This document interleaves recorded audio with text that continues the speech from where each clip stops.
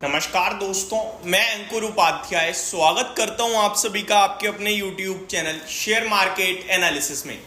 बाजार एक बार फिर दम तोड़ता हुआ दिख रहा है। लगभग 200 पॉइंट नीचे निफ्टी आ गया है आपके लिए, 700 पॉइंट सेंसेक्स नीचे आ गया है, 350 पॉइंट बैंक निफ्टी नीचे आ गया है, मिड कैप इंडेक्स 800 पॉइंट नीचे आ गया है और स्मॉल कैप में लगभग 310 पॉइंट की गिरावट है।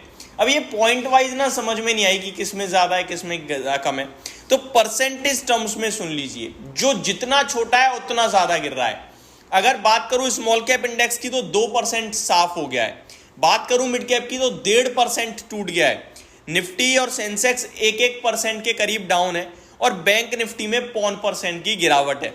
यानी कि सबसे ज्यादा स्मॉल कैप डाउन है और सबसे कम बैंक निफ्टी डाउन है, जो कि 0.5% है। मार्केट ब्रेथ की धज्जियां उड़ गई हैं बाजार में। इस समय 1750 शेयर नेगेटिव हैं, जिसके सामने केवल 335 शेयर पॉजिटिव हैं एनएससी पे। यानी कि ब्रॉडर मार्केट में आप कह सकते हो गिरावट आते हुए दिख रही है। अब ये गिरावट क्यों आई है? फ्राइडे के ट्रेडिंग सेशन तो अच्छा था, उसके बावजूद ये गिरावट क्यों है, इसको समझने के लिए मैंने एक फ्राइडे के ट्रेडिंग सेशन में ही पोस्ट मार्केट वीडियो बनाई थी, जहां मैंने आपसे क्लियरली कहा था कि जल्दबाजी में फैसला मत लीजिएगा। आज हमारे लिए एक चीज अच्छी आई है कि हम 22,000 के ऊपर क्लोजिंग देते हुए दिखे हैं वीकली बेसिस पे, ये पॉजिटिव है।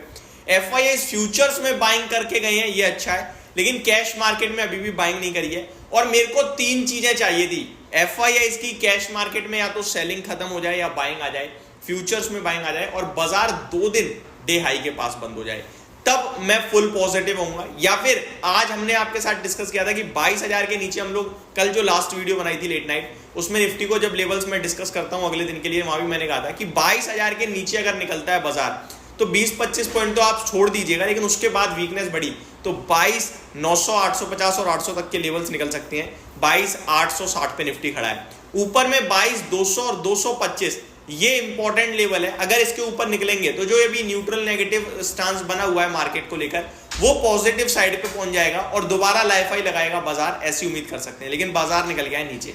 अब आज की जो गिरावट है वो क्यों हो रही है, इसको समझना बहुत जरूरी है। सबसे पहले आप विक्स पे नजर डालें तो 14% का उछाल इंडिया विक्स में आ रहा है, 21 पे पहुंच गया और एक महीने में लगभग डबल हो गया इंडिया विक्स। जो 10-11 पे ट्रेड करता था आज 21 पे आके खड़ा हो गया है आपके लिए। इंडिया विक्स अपने आप में बोल रहा है कि इलेक्शंस के चलते बाजार में वॉलेटिलिटी बढ़ सकती है, फियर फैक्टर बढ़ सकता है और इसीलिए विक्स ऊपर जा रहा है। इलेक्शंस के जैसे जैसे चरण आगे आते जा रहे हैं वैसे वैसे बाजार नीचे जा रहा है। बाजार को इलेक्शन से ज्यादा कुछ डर नहीं है। मार्केट देखो पहले कह रहा था कि बहुत तेज भाग रहा था, भैया 370 सीट बीजेपी की, 400 हो गई, लेकिन अभी जैसे जैसे वोटिंग हो रही है और वोटिंग परसेंटेज थोड़ा थोड़ा कम आ रहा है, तो लोग ये कह रहे हैं कि भाई देखो, सबको ये तो लग रहा है कि जो आपकी सरकार है वो कंटिन्यू करने वाली है, जो चल रही है वही। लेकिन प्रॉब्लम ये हो रही है, जो सीटों का अनुमान था पहले 370-400, वो अभी थोड़ी थोड़ी घटती जा रही है, अभी 300 का अनुमान रह गया है।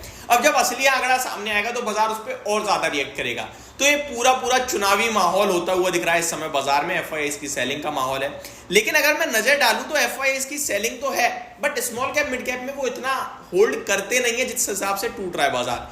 मेरा मानना ये है कि ये रिटेल इन्वेस्टर हो गया है अब, जो डर का माहौल बना रहा है और वो डर गया है। और ये मैं आपके साथ कंटिन्यू कर रहा हूं कि रिटेल इन्वेस्टर इस समय इतना पावरफुल है। देखो एफआईआई बहुत लंबे समय से बेच रहे हैं, लेकिन बाजार नहीं गिरता। क्यों? क्योंकि रिटेल इन्वेस्टर पॉजिटिव बैठा था। लेकिन अब ये फर्स्ट टाइम ऐसा हो रहा है जहां रिटेल इन्वेस्टर थोड़ा चिंताओं में आ रहा है, प्रॉब्लम में आ रहा है, उसे डर लगने लगा है। अब इससे क्या हो रहा है, बिकवाली तो जैसे शेयर टूटता है तो लोग करते ही करते हैं, लेकिन बाइंग कोई करने के लिए तैयार ही नहीं है। तो बाइंग आपकी पूरी खत्म है, सेलिंग आपकी बीच बीच में आ रही है, एफआईआई की तरफ से भी प्लस रिटेल की तरफ से भी, जो बाजार में प्रेशर बना रहा है। ज्यादा हैवी सेलिंग नहीं है, लेकिन छोटी सेलिंग भी, सामने बायर कोई नहीं है, जिसकी वजह से बाजार टूट रहा है। तो अभी आपको क्या करना चाहिए? आपको 2 चीजें क्लियरली समझ में आ गई हैं कि बाजार क्यों गिर रहा है, इलेक्शंस के चलते, वोटिंग के चलते और सीटों का अनुमान थोड़ा कम हो गया है। लेकिन इवेंचुअली अगर सरकार वही रही तो बाजार ऊपर चला जाएगा, और अगर सरकार नहीं भी रही तो भी बाजार का क्या होना है, बाजार एक डिप मारेगा फिर ऊपर जाएगा, क्योंकि मार्केट तो इवेंचुअली ग्रोथ पे चलना है और ऐसा कुछ होने वाला है नहीं जिस हिसाब से माहौल बना हुआ है। अभी एक आईपीओ भी लिस्ट हुआ है आज, जो लगभग 33% प्रीमियम पे लिस्ट होता हुआ दिख रहा है, बट इसकी उम्मीद कुछ ज्यादा थी क्योंकि सब्सक्रिप्शन बहुत तगड़ा मिला था। अभी 30% ऊपर रह गया, ऊपर से काफी हैवीली टूट रहा है। बट मेरा मानना है कि बाजार का मूड माहौल है, जिसकी वजह से बाजार में स्टॉक नीचे आता हुआ दिख रहा है। मार्केट इस समय डे लो पे आ गया है, 215 पॉइंट नीचे हो गया निफ्टी। इस समय आप देखो एक ही स्टांस है, जितना अवॉइड कर सकते हो बाजार को कर दो, इससे ज्यादा कुछ करोगे तो नुकसान ही पाओगे। बार बार आपसे कह रहा हूं, आपकी खरीदने की इस समय हिम्मत नहीं है। बेच के आप कितना नीचे जा सकता है ये सोच नहीं पाओगे। बट जिस हिसाब से शुरुआती घंटे में ही, पहले घंटे में ही ये सेलिंग प्रेशर आ रहा है, F2 का क्लिक दब रहा है लोगों से, मेरे को लगता है कुछ प्रॉब्लम बढ़ती हुई दिख रही है। रिजल्ट स्पेसिफिक बात करूं तो पीरामल फार्मा नंबर दमदार लग रहे थे, स्टॉक 7.5% ऊपर है। मैंने आपके साथ डिस्कस भी किया था। डॉक्टर लाल पैथ, इसके भी मैंने डिस्कस किया था, 7% ऊपर खड़ा है शेयर। एबीबी के शेयर में 6.5% की तेजी है, सिप्ला में 5% की, बीईएमएल भी आपके लिए 4% ऊपर होता हुआ दिख रहा है। बैंक ऑफ इंडिया में 10% की गिरावट, टाटा मोटर्स 8% क्रैश है। काफी सारे लोग ये भी कह रहे होंगे भाई आप तो कह रहे थे टाटा मोटर्स के नंबर सही है, रिजल्ट ठीक है लेकिन गाइडेंस खराब है, इसीलिए शेयर के प्राइस में बड़ी पिटाई पड़ रही है। पूरे ऑटो सेक्टर का हिसाब किताब बिगाड़ दिया, लेकिन मेरे को लगता है इन्वेस्टर निश्चिंत होकर बने रहे, कोई दिक्कत का विषय नहीं है।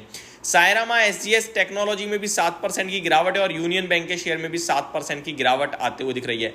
पॉलीकैब बढ़िया कर रहा है, जो आपके लिए लगभग 2% के करीब ऊपर है। एबीबी तो बहुत बढ़िया कर ही रहा है। सीमेंस, सीजी पावर, ये सारे स्टॉक अपने लाइफ हाई पे ट्रेड कर रहे हैं। 52 वीक लो भी बहुत स्टॉक्स का लगने लगा है। टाटा टेक्नोलॉजी यानी कि टाटा ग्रुप के कुछ स्टॉक्स अब थोड़ा थोड़ा वीक हो रहे हैं। करंट सिचुएशन बहुत ही खराब है इस समय, बाजार को बस दूर से देखो, कुछ ना करो तो बढ़िया है, क्योंकि बेचोगे लॉस बुक करोगे वो भी गलत है मेरे हिसाब से। केवल निफ्टी में 9 शेयर पॉजिटिव है, इसमें Cipla, HDFC Life, Asian Paint, Sun Pharma, Eicher Motor ये आते हैं। बाकी 41 नेगेटिव है। टाटा मोटर टॉप लूजर है, देन बीपीसीएल है, then Coal India, ONGC and Hero MotoCorp. तो पहली वीडियो में तो पूरे बाजार का अपडेट मैंने अपनी तरफ से आपके साथ डिस्कस किया। अगली वीडियो में स्टॉक स्पेसिफिक बात करूंगा। चैनल के साथ बने रहिएगा। Thank you so much for watching this video. Have a great day guys.